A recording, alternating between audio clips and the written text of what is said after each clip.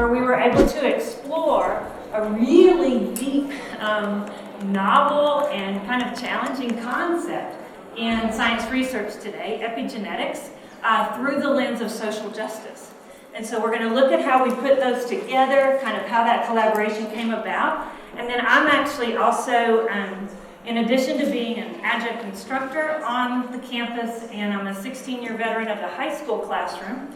I taught biology, chemistry, AP biology, anatomy, and physiology, all the above, at the high school level for 16 years before I came to UNC Charlotte. I'm also a PhD student in urban education. And so this also is has become a research project for me and became the pilot study that's informing my dissertation. So we're going to talk about the research around it as well. And that's something I think is really important as we move forward with our broader impacts work, particularly as it involves students and teachers, is that we have education researchers on our campuses that can be doing some pretty powerful work when we can collaborate with them. So I want to look at this from a few different perspectives, just as far as the research, because I'm a PhD student. I got to throw a little bit of lit review in. I'd like my chair would be like speaking nastiness to my head if I didn't do that. But I think it's important. And then I'm going to talk to you about the course itself and how we taught it. Look a little bit at our research findings, and then I want to find out from you what connections you're making and how this could potentially, what light bulbs or what kind of connections we can find out, and also what some folks are doing in this room, particularly as it relates to working with colleges of ed on your campus that we could all learn from. So this is our campus.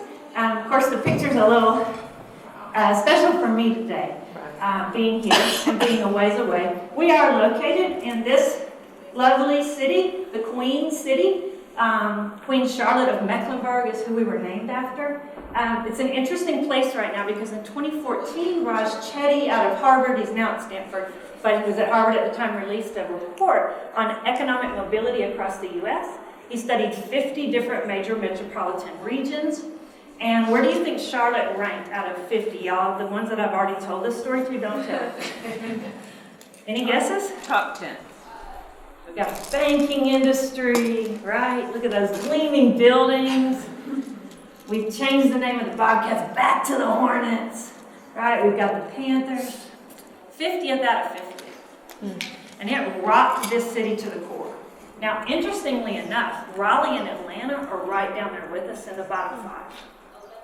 So 3 very progressive, very business and tech-oriented centers in the Southeast have the lowest economic mobility in this country. And this has rocked this region. We have leading on opportunity reports and task force and all of the above. But that's just to set a little context. It's a lot of what we're dealing with in the urban education world. This building right here is the College of Ed. And this is Woodward Hall and the Department of Biological Sciences, where Adam lives, is right here. He's probably right about there right now, just typing away. And the Computer Sciences Department on the other side. And I show you, and his lab is on the back side. And I show you this picture because I showed you the front of the College of Ed a minute ago. This is the back of the College of Ed. This is a parking lot with a couple of, we used to call them Dempsey dumpsters. I don't know what y'all call them, big trash containers.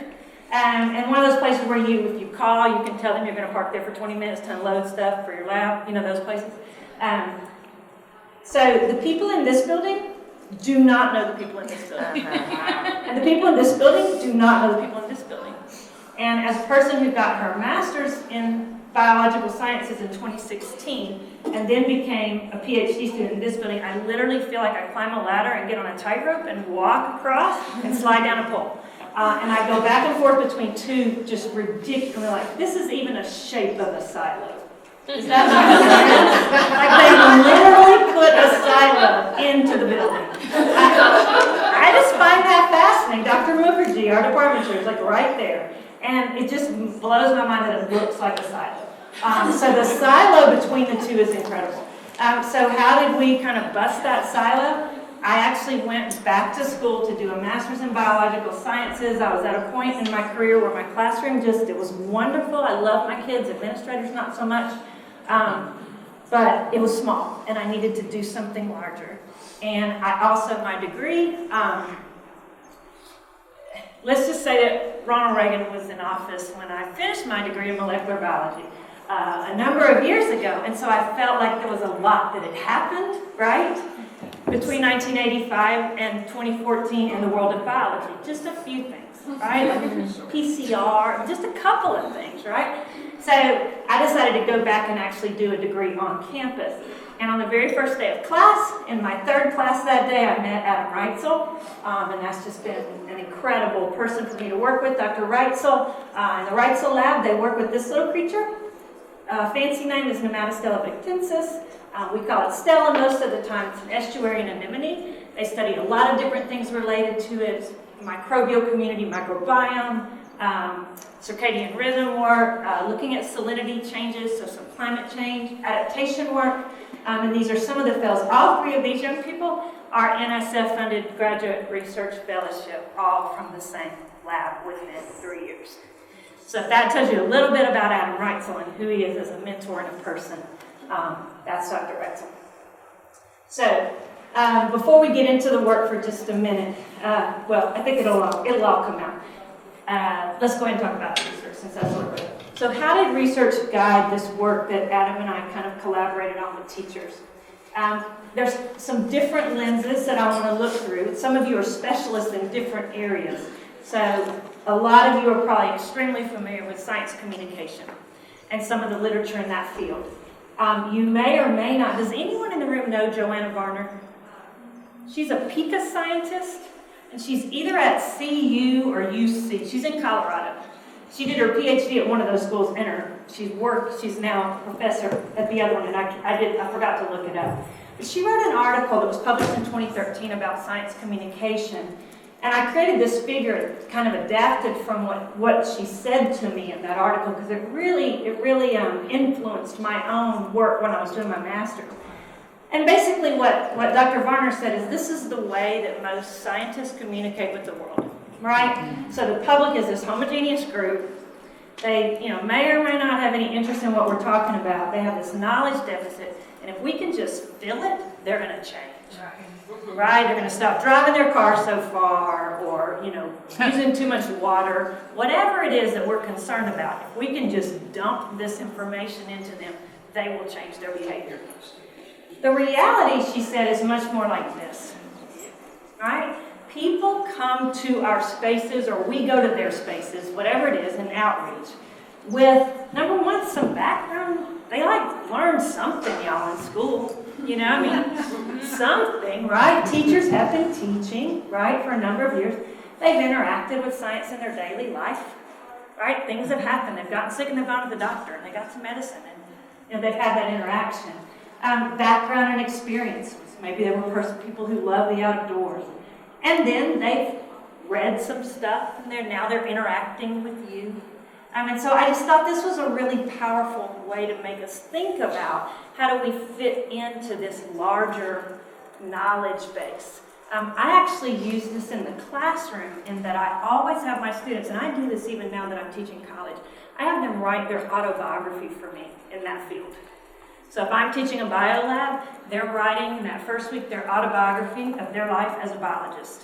And they do a paragraph on their preschool years, a paragraph on their K-12 experiences, and a paragraph on how they're going to use this in their future. One of the things it does for me is it helps me get to know my students. And I think even at the college level, that is extremely important. It also gives them an opportunity to tell me something they needed to tell me. I've had students that were in treatment for anorexia who shared that. I've had students that deal with anxiety disorders who shared that. It gives them something they're using to talk to me, which is very important at the college level, I believe. It's something we're often ignoring. So another direction of research that's informing our work is some of the research around broadening participation. Again, many of you I know are experts in this field. Is anyone familiar with Dustin Tolman's work? So Tolman has done a lot. He's a psychologist, behavioral psychologist. He's actually been looking at students who are engaged in undergraduate research. And he created this idea of altruistic affordance. So he's looking at, does the student doing the research think that this can actually meet some of their needs to give back to the community? And in that first study, what he found was that when students had this sense, he actually in that study separated out students of color from white students. Most of the students of color in his study is in Southern California, so it was Latinx. Very, very few African Americans in this study. There were a few indigenous students, mostly Latinx. And what he found was for those students who were from marginalized backgrounds, when they perceived high altruistic affordance, they got more into a psychological flow with their work. You know those good days in the lab, right? When things really seem to be working and clicking. And they also had a much deeper career interest, like wanted to pursue their career in science. For students who did not perceive that, who felt like, whatever I'm doing for this 3 months, I don't see how this is benefiting community, they never got to that flow. So really interesting study for me. The Hurtado piece, this comes from HERI, Higher Education Research Institute, longitudinal studies, these huge databases, and they have found in multiple studies that students, particularly those from underrepresented groups, are much less likely to persist in STEM majors that they perceive to lack social value. And then my favorite study is the one at the bottom. This is qualitative work. I'm a qualitative researcher. They actually gathered 50 undergraduate and graduate scientists in training from Northeastern R1 universities. So students from Brown, Yale, Harvard, and they were all from underrepresented groups. And their basic question over a 2-day retreat was, how can we best support you? After this 2 days of interviews, focus groups, the students created an 8-point action plan. And the phrase that I have was the #1 point they made to the researchers. Adapt STEM training to include or make room for a social justice component. It's like they were hollering that. And I can't tell you guys, having been in Philadelphia 4 years ago at NAPI and now being here, the difference in the conversation around that is really, really exciting. Really exciting.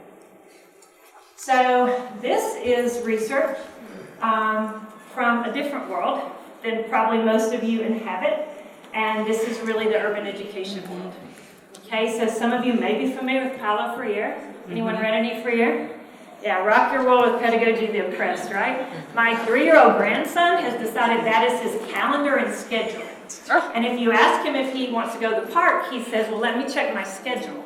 And he pulls Pedagogy of the Oppressed off the bookshelf and consults it. I think it's because it's red.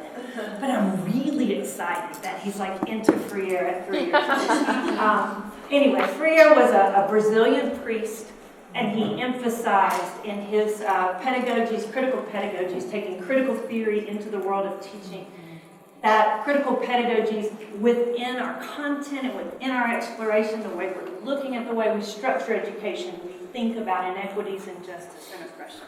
We'll talk a little bit more about that in a second.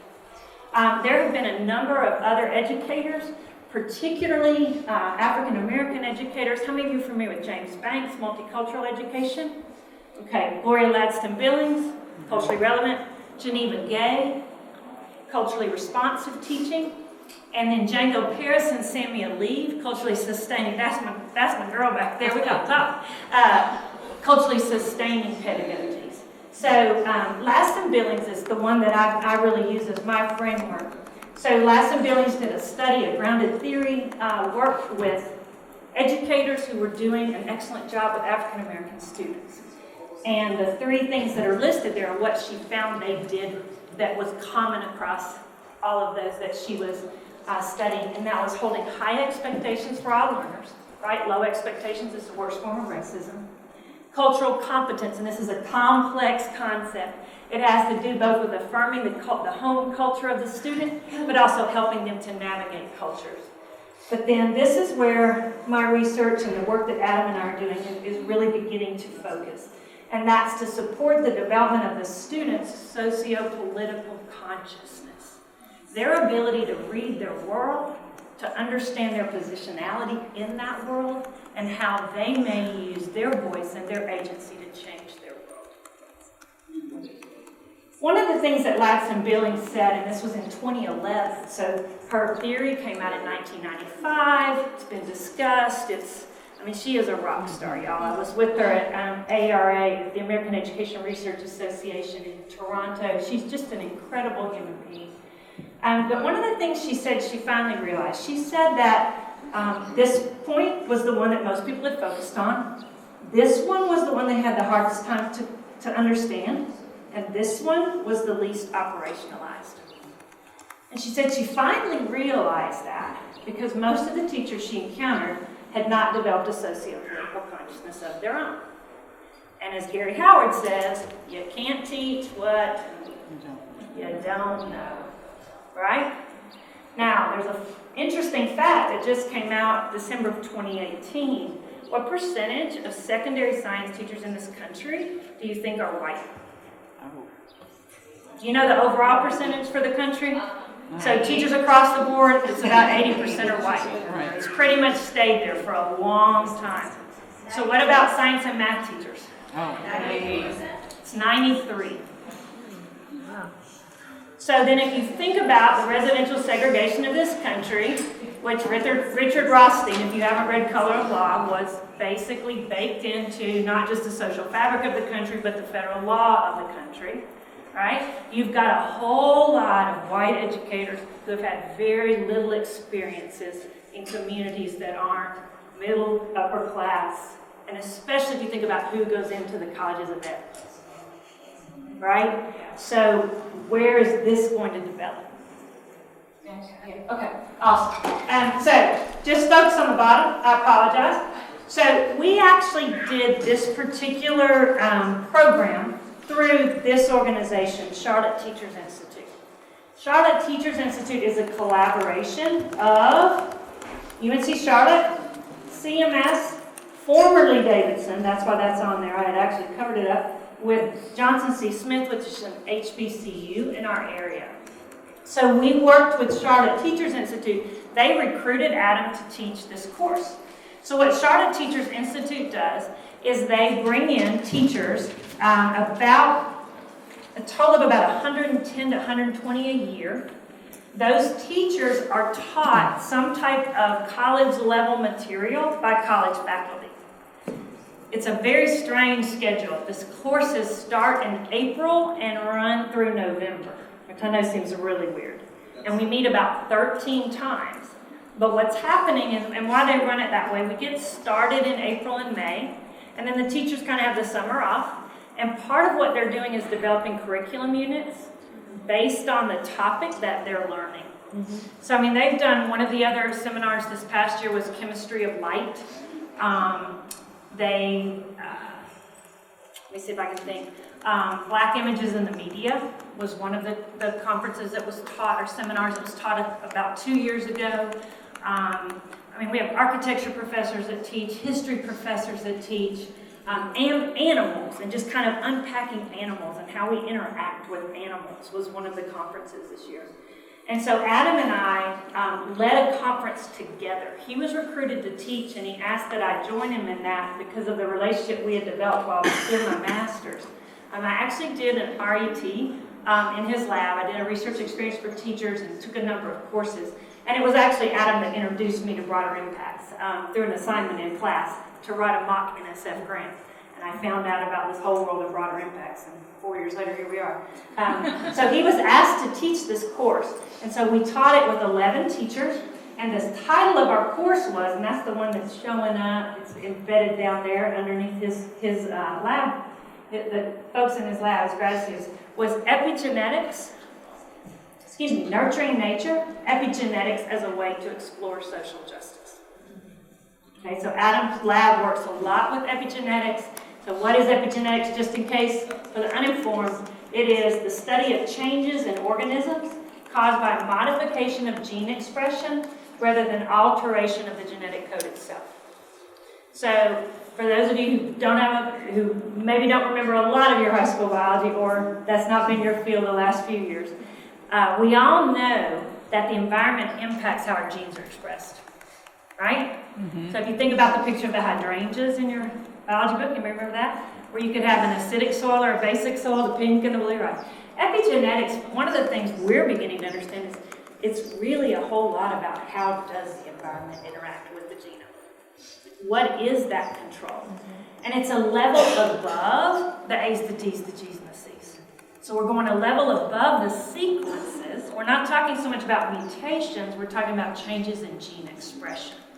So what does that then have to do with social justice?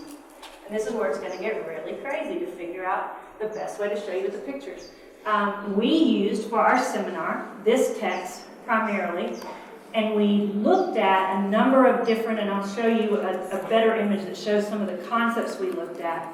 Let's see, yeah, there's another. Your epigenome is chemical tags that tell your body which genes to turn on and turn off. All right, so in looking at that, when you start thinking about environmental influences, what is actually impacting your epigenome? So what are some of the things you would think of have an impact on your epigenome? What's in your environment? Pollution. So, any kind of pollution. Sunlight. Sun exposure. Stress. What you're eating. Stress. Stress. Trauma. Exercise. Are you beginning to see any connections with social justice? Yeah.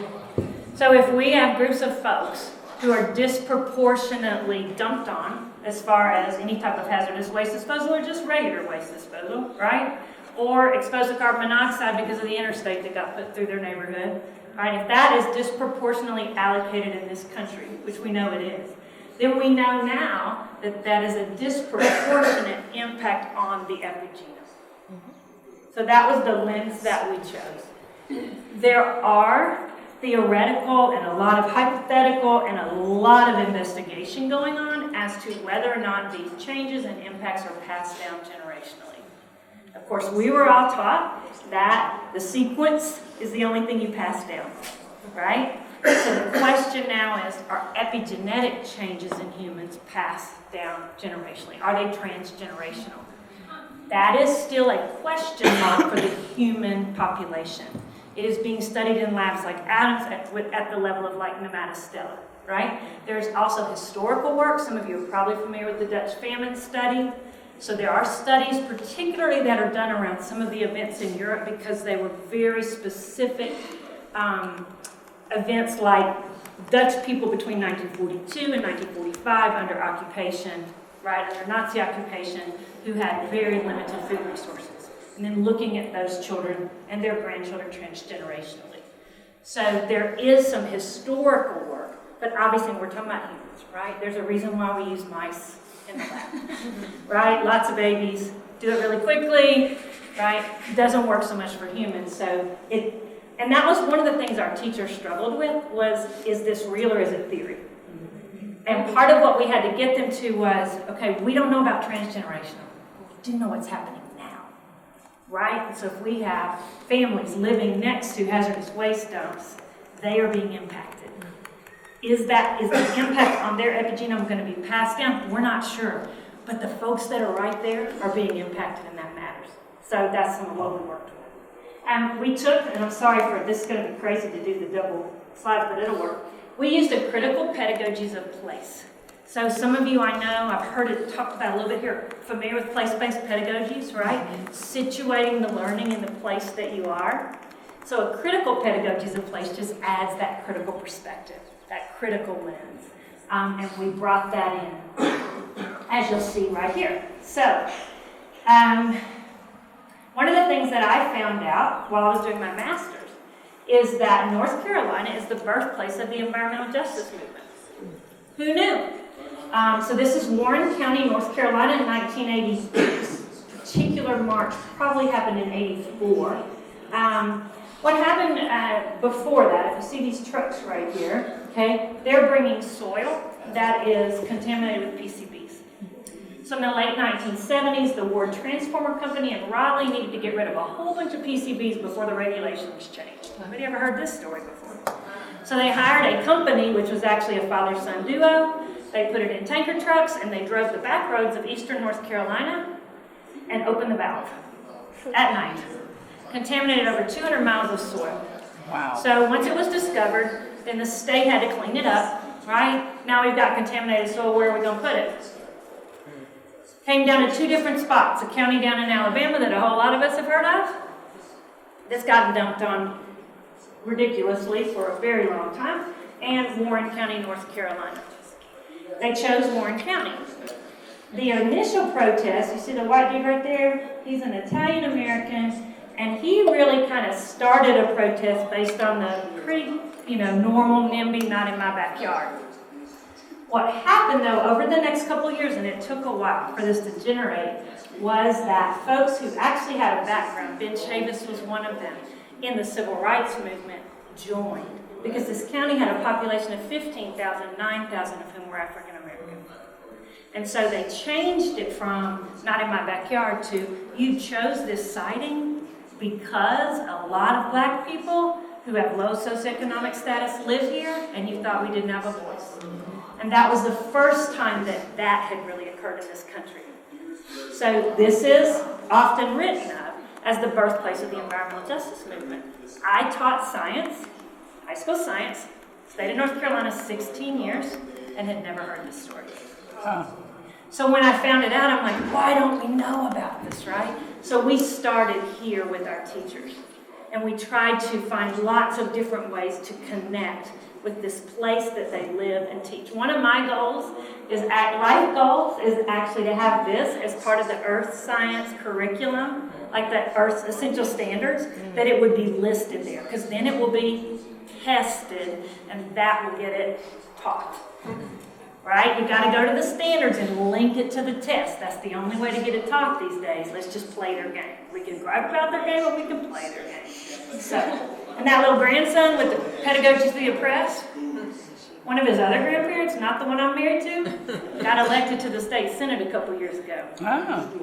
So now we get to use our policy windows, right? Right? And those incredible opportunities. Okay. So this is Charlotte. We talked about food deserts, right? This is a heat map of where is there access to fresh food and where isn't there, right? One of our teachers and I, with our stumbling with the slides, I failed to tell you. The teachers, they're recruited, they apply, they choose their seminar, they apply to it to get accepted. If they're accepted, they enroll, they have to attend those 13 sessions, and they develop a curriculum unit that they will teach to the grade level they actually are engaged with. And then that's put online. There's a repository of these online. They are also compensated $1,000. And if you know anything about the salaries of teachers in the state of North Carolina, that's a big deal. So it's awesome that they actually get a check in December of that year for $1,000. Some of the other things we talked about, of course, environmental justice. This is not, we'll see the pictures without in a minute. You may know a little bit about our hog farms. These are ponds that are filled with hog waste. And so when we have our hurricanes, which happen a lot, right? This is what happens. So it's another issue. Another thing that's happening with our hog waste is spray fields. Y'all familiar with spray fields? So you take the waste out of the ponds after the water evaporates, and you spray them on fields. The problem is you have a lot of older folks who have bought homes, who live right there, and this covers their houses, it covers their cars. And this summer, last summer, where are we, May? Yeah, last summer there was a major judgment against Smithfield, multi-million-dollar judgment, because these folks have been fighting about these spray fields for a long, long time. And actually, one of the state legislatures in the area owns a hog farm that has a hog farm run by Smithfield. So we have a lot of, y'all don't have anything like that in your state, right? Yeah. We have a lot of interesting players in the game. Okay, so this is just a good one to show you some of the multiple things we're looking at with epigenetics. As far as our seminar, of course, we talked here, right, with food availability. We dealt here with trauma, and you'll see a little bit more about that in just a second. And we spent, of course, time here with toxic chemicals, but you can see so many other areas that epigenetics and epigenetic research actually connects with. This is my climate change pictures, so I'll see if race as a social construct comes up next. But this is one of the things, just looking at the pictures here. Several years ago, when I first started teaching about this in professional development opportunities with teachers, I would say, who does climate change impact the most? Persons with high income levels or low income levels? Now I'm teaching in North Carolina, and you know what I would hear multiple times? What's the rich people because they have the houses on the beach? But our folks go to the beach once a summer, right? Stay in a house there. And every time one of these hurricanes go through, everybody hears about all the boarding up of the houses on the beach, right? What's really cool now is 5 years later when I ask that question, a whole lot of folks know that it's actually our folks that are experiencing poverty, that's who's being impacted. So one of the things, that we've talked with teachers about is calculate what does it cost for a family in Charleston, like my goddaughter's family, to evacuate almost every fall. What does it cost to pack up your family, fill up the car with a tank of gas, try to get up to a motel somewhere in Columbia or Charlotte, and not be paid because you're an hourly worker? What does that cost that is happening to folks along the South Carolina coastline every single fall? So what is the cost of climate change? We also, see if I can get to it, the pictures aren't lining up. So look in here, and I'm sorry, there's a great picture for this one, I apologize. This does not directly deal with epigenetics, but we chose to focus 2 different weeks on this issue. I don't know how much you guys have studied this issue within the biology research, but there is a very, what's the right English word for this? Dismantling race as a biological construct within the science community has proven to be very challenging. Adam just ordered another book on this. I think it was published in 2017. I forgot to get the title from him. And he said the first line basically was, I can't believe I'm writing another book on this topic. Because we keep going through this, y'all. There are not race genes. They do not exist. But we have this idea within the science community, and I think we're going to have to really address this with biology teachers, with biology professors, if we're ever going to deal with this issue. There is a slide, I hope. There's one of them. Okay. You can see it a little bit here, and I'll just, since the other picture's missing. One of the main ways this is coming through is in how we talk about sickle cell. Sickle cell is not a black disease. It is more prominent in the Middle East than it is in Africa. It is extremely prominent in India. I had a great slide with that picture, I'm sorry. But you can look it up, and I'll try to get anyone who wants this presentation done in a different way. I'll be happy to get it to you. When you think about that, right? If you think about that region that it covers, what was sickle cell a response to? Why do we have it? Malaria. Anywhere there's malaria, we've got basically sickle cell evolved in some way. There's at least 9 different alleles. Did y'all know that? I didn't know that, and I've been teaching biology for 20 years. That's just now starting to kind of get out into the literature. But there's a guy named Brian Donovan. He's at BSCS or BCSC, whatever that crazy curriculum company is. He's got about a $1.2 million from NSF grant. He was at Stanford. He is looking at how we write text, how the curriculum is actually written around sickle cell, and the impact that has on students' brains and how they perceive race. So there's exciting stuff going on in that field. All right, so what's the study we did around it? We did a qualitative research study, and we asked these 2 questions. How do teachers experience learning advanced science concept through these type of pedagogies that center issues of injustice and oppression? And then how do they think about applying that in their classroom? So it was really cool because we had folks that were both learners, right? They were students, and they were teachers. So we could kind of look at it both ways. This, of course, is a conceptual framework. Critical pedagogies reject the banking model, which looks a whole lot like that deficit model we talked about. Learning as problem posing, teachers as learners, learners as teachers, and then, of course, helping develop that critical consciousness. So I've actually done 3 in-depth interviews with 3 of our participants, and you can see here a little bit about each of them: an elementary science teacher, a middle school science teacher, and a high school teacher. These 2 women are white females, both teaching science, both who had business majors. Welcome to elementary and middle school science instruction in 2019. This is an unusual, I don't know, I need to do a study to find out how unusual Dr. Harris is, because she and I actually had some similarities. Dr. Harris has a degree in toxicology. She's a black female. Her family said, don't go into teaching, go make money.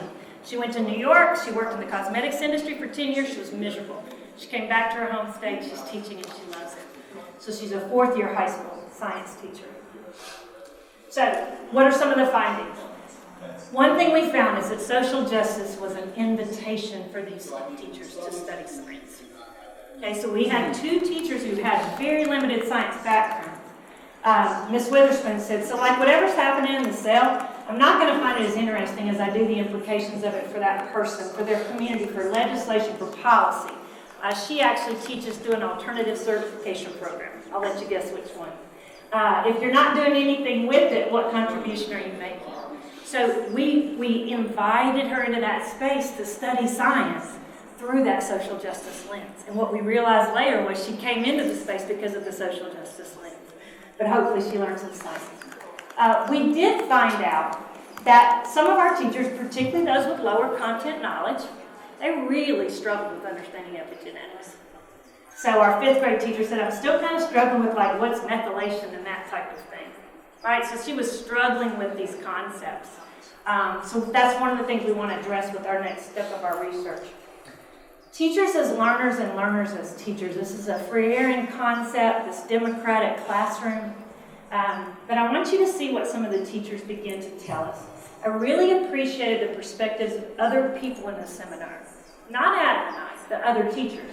Because my perspective as a white lady from an affluent background is not the same as like that black male teacher who talks about his family heritage and how it affects his perspective. I feel like I've learned a lot from that about the narratives of the children in my classroom. One of the things that happened in this seminar was we actually had 6 black teachers and 5 white teachers. So think about the numbers I told you a few minutes ago. That's a very unusual situation. Part of what we think happened was by having those different numbers, we had some folks speak up, right? We had some folks share their truth, and you're going to get to hear from one of them in just a second. Miss B said a very similar thing. I really don't know what my students are going through. We have some outspoken teachers who pointed out all the things they deal with being black, and I don't think I'm a racist, but I don't have to deal with those things, and I didn't think about them before.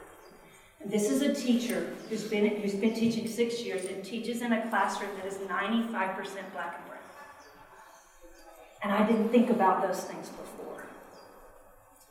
And then this is Dr. Harris. And then with another teacher, making these connections from slavery. It's like all this occurred, but yet everyone thinks it had no effect. You're supposed to dust yourself off and be like, okay, so we're good now. I always hear we're still feeling the effects of slavery, but I never thought it was on a molecular or genetic level. Wow. So now I see what everyone is talking about when they say slavery is generational. We're still feeling the effects. This is an African-American woman from an affluent background, 2 grandparents with PhDs. And part of what she told me was as she began to learn these things, she went back to her father and said, okay, I learned this. And he said, yeah, that happened to our family too. But he had chosen to try to shield his children from that. And then they began to unpack how much discrimination had she and her family actually experienced despite their socioeconomic status. So it was a real learning, a very deep learning experience for Dr. Harris. I also think that this may be something that can help us with retention, because she talked over and over, and I don't have time to show you all the quotes, about all the ways she wants to use this information now in her classes. It gave her expanded opportunities. I don't have to just teach this curriculum that is so limiting, but I can teach it in these other ways. And I think that maybe, like for someone like me, who's, I told you earlier, the space was too small, these types of opportunities are really important for those types of teachers, to feel that they can do something different while staying in their classroom. Does that make sense? Okay.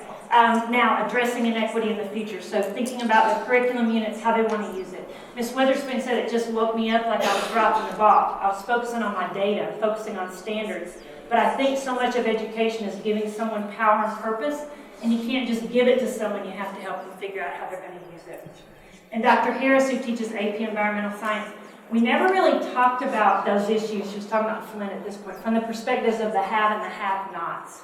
So I'm going to be more intentional in looking at that and saying who's responsible.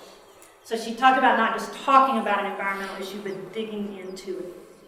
on a Sunday morning about 3 weeks ago, and I had an email from Eli, and I had no idea that he was going to present at the CMS Foundation, the Charlotte Mecklenburg Schools Foundation, and that was the teacher talk that he'd created.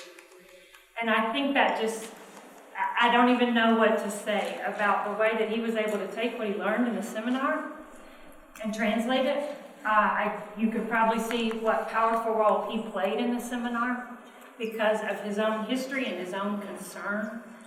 One of the most powerful moments in our seminar was when Adam was explaining demethylation and methylation and demethylation.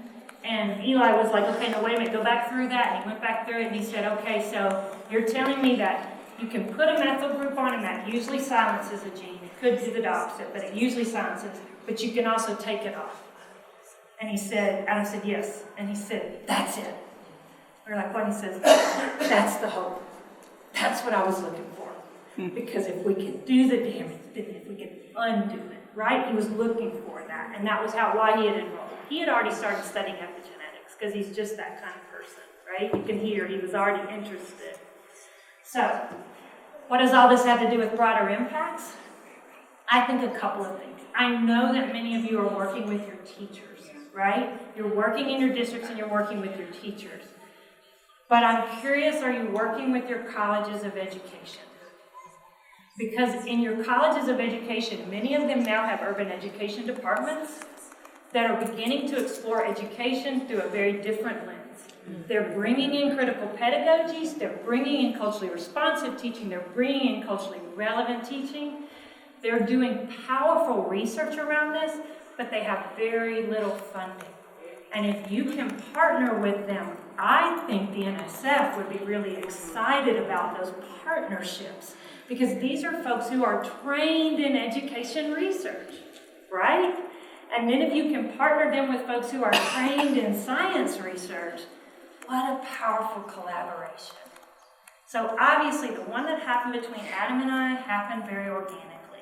You know, I'm this crazy high school teacher who came back to do a master's in bio and then got really more interested in the crazy inequities. What happened was I saw the same inequities in our university that I had seen in my high school every day when this very diverse hallway, bell rings, and everyone goes to their separate rooms that look a lot like the residential neighborhoods they came from, right? And the AP class looks this way, and the honors class looks this way, and the regular class looks that way. Y'all have seen it, right? Yeah. I saw the same thing on the college campus. I saw introductory biology classes that are incredibly diverse, that match the sidewalk. And I saw a graduate program that is white and South Asian. And no one talking about it. And that propelled me then to go further with this, and that's why I'm doing the PhD in urban ed. And what my research is really is how can we bring social justice and marry it with that science content, right? How can we use our science classrooms and our science research, as we so beautifully heard last night, to explore issues of justice in this country? And that's what I hope to continue and love to hear feedback from you guys on how you're doing that and how we can continue.